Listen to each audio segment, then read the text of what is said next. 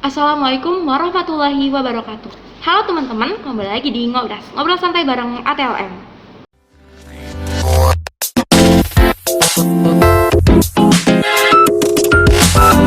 Kembali lagi bersama saya Nita Pangastuti, dan kebetulan di depan saya ini udah ada teman Ngobras yang merupakan mahasiswa Universitas Ahmad Tamrin, Prodi D3 Kesehatan nih. Langsung aja kali ya kita sapa, yaitu ada Kak Elvira. Halo Kak Elvira. Halo juga Kak Anggita, halo juga semuanya. Apa kabar nih Kak? Alhamdulillah baik. Kak Anggita gimana kabarnya? Alhamdulillah baik banget nih Kak. Harus sehat terus ya Kak? Iya harus banget nih. Oh ya Kak Rara lagi sibuk apa nih? Kalau untuk sekarang sih, karena kebetulan aku dan Kak Anggita juga ya, kita mau sebentar lagi PKL nih, jadi kita sering refresh materinya udah pernah diajarin dosen sebelumnya, terus juga kita lagi sering baca-baca materi-materi baru kan buat mempersiapkan PKL nanti gitu loh. Dan kita juga lagi sibuk kayak gini nih, aku juga lagi sibuk ikut lomba-lomba online kayak gini, webinar Jadi gitu. lebih ke persiapan PKL dan tugas akhir mungkin ya? Iya. Karena ini semester 5 kan ya Kak? Semester 5. Pejuang KTI ini, semangat. Harus semangat. Oke, karena jadi pada sesi ngobrol kali ini kita akan membahas tema tentang suara mahasiswa di masa pemulihan pasca pandemi COVID-19 nih Kak Rara. Aku mau nanya nih Kak Rara, bagaimana sih menurut pandangan Kak Rara sebagai mahasiswa TLM tentang pandemi COVID-19 ini? Kalau untuk efeknya ini luar biasa banget sih Kak. Mungkin aku, Kang Gita dan semuanya ngerasain kayak perubahan hidup kita tuh 180 derajat berubah ya kan. Karena dari sebelum pandemi nih, kalau misalnya pas pandemi ini belum berlangsung nih, kita tuh dulu pas kampus tuh bolak-balik ke kampus ya kan setiap hari, terus kita bisa praktek langsung di laboratorium, kita bisa hangout nongkrong sama teman-teman kan. Tapi pada saat pandemi ini berlangsung nih, si COVID-19 ini masuk ke Indonesia, itu tuh semuanya berubah ya kan. Apalagi pada saat awal-awal pandemi kemarin tuh yang sedang hektik-hektiknya, kita bahkan keluar rumah pun nggak bisa ya kan, sampai waktu itu minyak habis di mana-mana ya kan. Jadi dan juga menurut riset dari Kemendikbud nih, pada bulan Juli tahun lalu itu tuh sebanyak 90% mahasiswa atau siswa itu lebih suka untuk pembelajaran secara langsung atau bukan daring ya kan. Karena yang kita rasain juga kalau daring itu kendalanya banyak banget nggak sih Kak? Iya benar, ada kendala jaringan lah, kadang-kadang kendala suka keluar masuk. Iya. Terus juga kita juga jadi lebih gampang bosen, susah dalam memahami materi. Dan tapi yang aku lihat nih dari segala banyak sisi negatif dari si pandemi ini, itu tuh pandemi ini juga masih ada sisi positifnya kok teman-teman. Contohnya kayak gini, masih banyak banget lomba-lomba online bermunculan gitu loh semenjak pandemi. Terus juga seminar-seminar online. Karena dulu pada saat sebelum pandemi, kita kalau mau ikut seminar, kita harus bayar dulu kan Kak, yang HTM-nya lumayan. Terus juga kita harus datang ke tempatnya. Tapi kalau untuk sekarang, alhamdulillah nih setiap minggu selalu ada webinar yang diadakan oleh Patelki ataupun HMJ universitas lain gitu loh. Iya betul banget. Jadi kita bisa ikut seminar dengan gratis, terus juga dimanapun dan kapanpun kita tetap bisa ikut webinar dan mengupgrade ilmu gitu loh tentang analisis kesehatan itu sendiri. Oke, jadi bisa dikatakan kita udah mulai beradaptasi nih ya terhadap pandemi COVID-19 ini. Jadi bisa dibilang lebih suka online kan ya Kak ya. Udah kita udah mulai enjoy, bahkan kalau misalnya nanti udah offline nih misalnya, kayaknya kita belum siap nih Kak. Karena udah kebiasaan online, terus juga bangun tidur belum mandi, belum sarapan, kita langsung kelas online kan. Kalau misalnya offline kita harus prepare dulu, kita OTW ke kampus kan. Dan justru tuh kita juga, walaupun misalnya pandemi ini kita jadi kayak, mungkin kita lebih ngerasa bosan gak sih Kak? Karena kita kegiatannya itu sedikit, tapi kita tidak bisa menjadikan pandemi ini sebagai alasan kita untuk bermalas-malasan. Apalagi kan kita mahasiswa Kak, mahahanya siswa gitu. Harus lebih wah gitu ya. Iya, harus lebih aktif. Bener banget. Oke. Menurut Kak Rara nih, gimana sih pengaruh pandemi ini terhadap kesehatan mental, gangguan kesehatan mental, terutama bagi kita nih mahasiswa TLM ataupun baik siswa yang masih sekolah gitu. Karena aku pernah baca nih Kak di internet, jadi tuh ada 3 masalah psikologis atau gangguan kesehatan mental gitu yang ditemui pada saat pandemi ini. Jadi tuh ada sekitar 64,8% orang mengalami gangguan kecemasan, terus ada 61,5% orang mengalami depresi, dan ada 74,8% orang itu merasakan trauma. Nah, menurut pandangan Kak Rara sebagai mahasiswa TLM itu seperti apa sih? Kalau dilihat dari presentasinya banyak banget ya Kak. Iya, gede banget nih. Dan kemarin juga kebetulan aku sempat baca jurnal atau artikel itu, menurut Dokter Ratih Widayanti, beliau itu spesialis kesehatan jiwa di RSUD Tugurejo Semarang. Beliau itu mengatakan bahwa untuk saat ini kita merasakan frustasi, untuk kita merasakan emosi nggak kekontrol, gampang bosan gitu tuh hal yang sangat wajar sekali gitu loh, karena kan bisa dibilang ini keadaan yang tertekan ya, keadaan yang sangat tiba-tiba mendadak gitu loh, nggak kita duga sebelumnya gitu ya. karena kan dulu juga aku berpikir oh ini mah cuma 2 minggu kali, ternyata udah 2 tahun nih berjalan. Iya betul banget nih. Dan dokter Ati pun memberikan tips nih kepada kita sebagai mahasiswa atau untuk siswa-siswa yang lain, gimana sih cara kita untuk mengatasi kesehatan mental itu sendiri. Itu tuh yang pertama, kita bisa sharing ke teman kita, ke orang terdekat kita atau ke orang tua kita tentang apa sih yang kita rasakan sekarang gitu loh, karena mungkin teman-teman kita pun dan kita pun ngerasakan kan apa yang aku rasain gitu. Kita frustasi, kita kayak jadi gampang ngomel-ngomel terus nggak sih, karena banyak tugas gitu ya, karena banyak tugas. Jadi tuh lebih baik kita menceritakan apa yang kita rasakan ke orang-orang terdekat kita gitu loh. Kadang kita juga kalau misalnya lagi ada problem nih atau lagi ada masalah, kita cerita nih, walaupun kadang si pendengar itu nggak kasih solusi ke kita lebih ngerasa lebih lega gitu nggak sih? Iya betul banget, yang penting butuh didengerin aja nih. Iya butuh didengerin, apalagi kan kalau misalnya kita sharing nih ke teman kita yang mungkin merasakan hal yang sama, kita bisa mencari solusi bareng gitu. Iya betul banget. Gimana sih cara kita supaya untuk mengurangi frustasi atau kita untuk mengatasi hal inilah. Kan kita bisa ngikut webinar atau lomba-lomba online kayak gini gitu loh. Terus juga menurut dokter Ratih nih, kita juga harus tetap mempertahankan atau mencari rutinitas baru. Mempertahankan rutinitas itu kayak kan sebelum pandemi kita tetap udah menjadi mahasiswa kan, kita harus belajar, dan sekarang juga walaupun pandemi kita juga harus tetap belajar gitu, walaupun memang keadaannya dan sistemnya itu berbeda.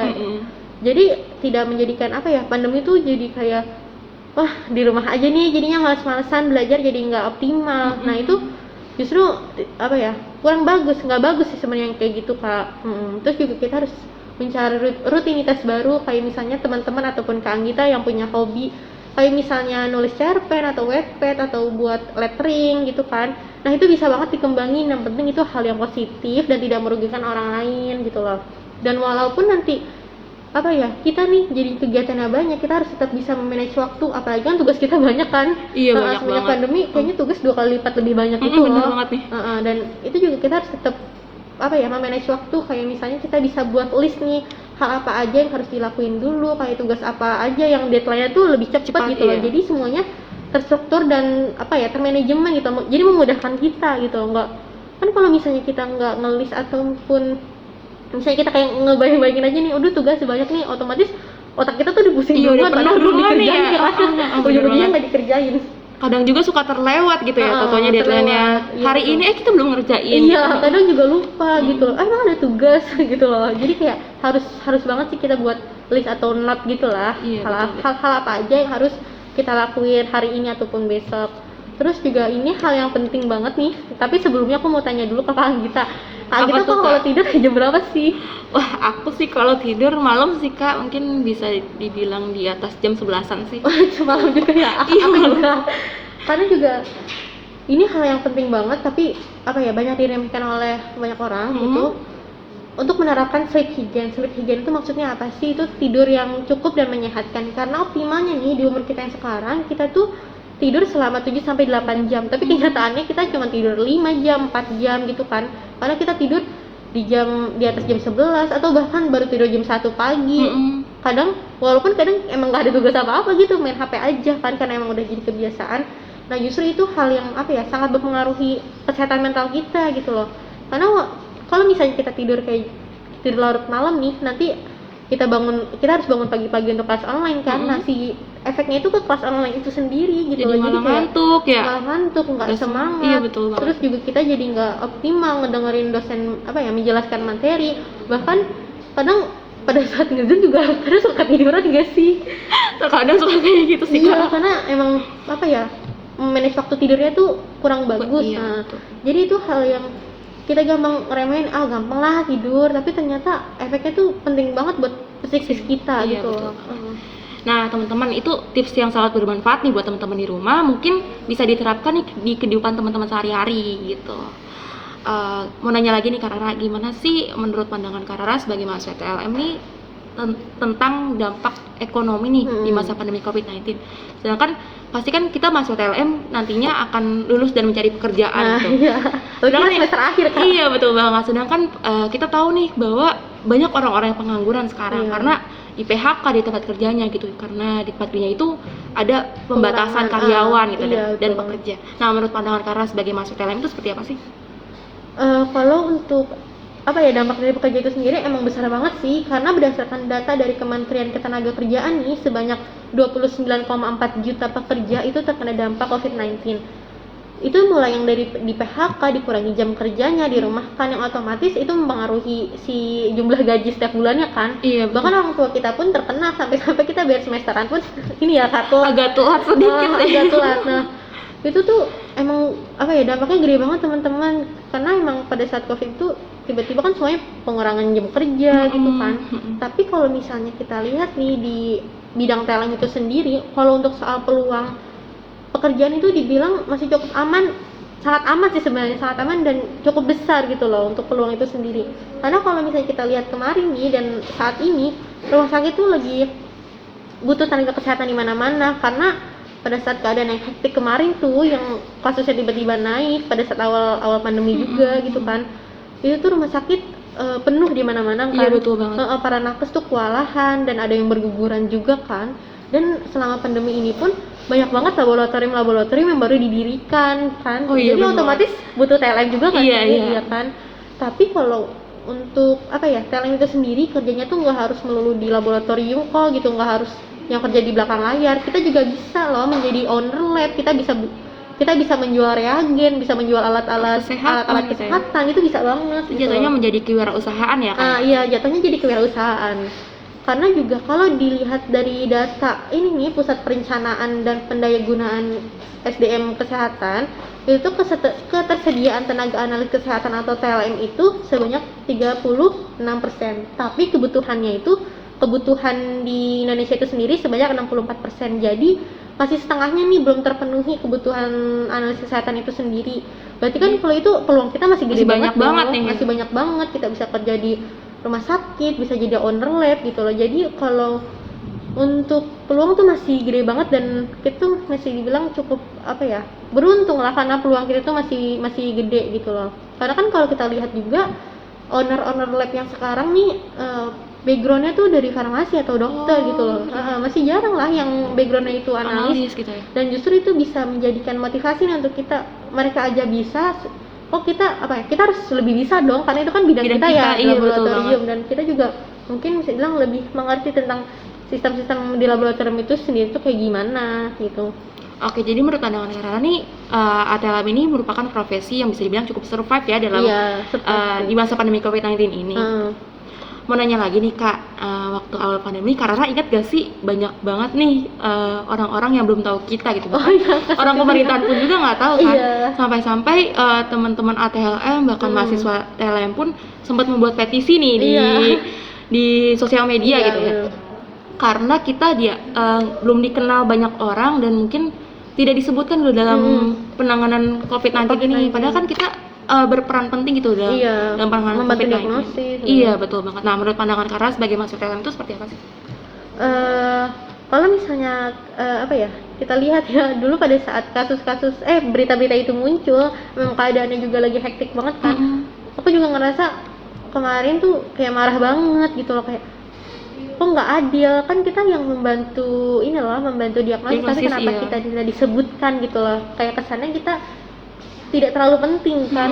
Tapi kalau misalnya kita lihat nih atau kita pelajari seiring berjalannya waktu, ternyata tuh itu menunjukkan kalau itu tuh PR buat kita sebagai TLM untuk lebih giat lagi dalam mempromosikan atau memperkenalkan diri kita, profesi gitu kita ini TLM gitu ya. Karena gini, kayak menunjukkan kalau ini TLM lah yang kerja di laboratorium, yang kadang suka minta ngambil darah kan, yang suka minta feses urin, terus dahak ya kan, itu kita. Jadi apalagi untuk sekarang namanya kan sudah berganti ya Kak. Kalau dulu kan analis kesehatan, sekarang jadi ATLM, dan mungkin itu bisa menambah bingung gitu loh, masyarakat umum tuh makin bingung sebenarnya tuh yang kerja di laboratorium itu TLM ataupun atau analis kesehatan gitu loh. Padahal kan sama aja kan gitu kan. Hanya beda di penyebutannya aja. Jadi untuk kalau misalnya ke depannya nanti ada berita yang sensitif lagi sih, terutama tentang profesi analis kesehatan atau TLM, kita tuh yang pertama harus memastikan dulu Kak itu hoax atau enggak gitu kan. Kan kita suka terpancing kan. Iya, kepancing nih di sosial media ada tan- begini, kita iya. langsung menelaah mentah-mentah gitu ya. Tanpa melihat ini hoax atau Iya, ini betul real banget. nih.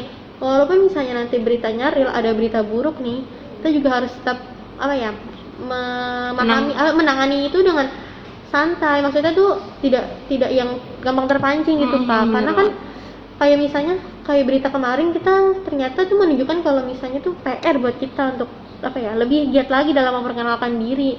Jadi untuk mengambil segala sisi positif dari berita yang muncul gitu, walaupun itu berita hal yang negatif ya Kak. Betul. Jadi ya itu tugas kita nih sebagai mahasiswa Iya. TLM biar lebih memperkenalkan lagi nih profesi kita ke masyarakat luas gitu ya. Oke, pertanyaan terakhir nih Kak Rara. Aku mau nanya tentang UKOM nih atau uji kompetensi. Pasti kan setiap mahasiswa kesehatan, apalagi termasuk kita nih, mahasiswa TLM, nantinya akan melaksanakan UKOM atau uji kompetensi. Iya, betul banget. Apalagi sekarang kan sistemnya udah exit exam nih Kak Rara. Nah, mungkin banyak mahasiswa di luar sana yang merasa terbebani dengan adanya UKOM, apalagi di masa pandemi COVID-19 ini. Soalnya kan pembelajaran juga masih dilakukan secara online dan mungkin bisa dikatakan belum cukup efektif gitu ya. Nah, menurut pandangan Kak Rara sebagai mahasiswa TLM itu seperti apa sih? Kalau untuk sistem exit exam benar kita baru berlangsung tahun ini nih. Dan untuk mungkin teman-teman yang belum tahu nih sistem exit exam itu kayak gimana. Jadi tuh sistem exit exam itu secara sederhana dapat diartikan sebagai ujian kelulusan yang dimana kalau misalnya kita tidak memenuhi nilai standar yang sudah ditentukan, kita tuh tidak dinyatakan lulus gitu loh. Karena kalau misalnya kita kan standarnya UKOM ya Kak, jadi kalau misalnya kita tidak kompeten dalam UKOM itu, kita tidak bisa mendapatkan STR atau tidak dinyatakan lulus. Jadi kayak sistemnya tuh diperketat lagi. Dan mungkin untuk sekarang tuh juga masih pro kontra ya Kak tentang si berita tentang sistem exit exam ini, karena memang kebetulan timingnya tuh pas banget ya kan, karena kita dibilang angkatan COVID ya, kita bisa dibilang angkatan COVID, tapi ternyata sistem exit exam itu juga baru berlaku tahun ini gitu loh. Kayak timingnya ngepas banget. Sedangkan kita tuh semuanya hampir 90% tuh semuanya berjalan dengan daring kan, bahkan praktik pun daring, baru-baru ini aja offline kan gitu.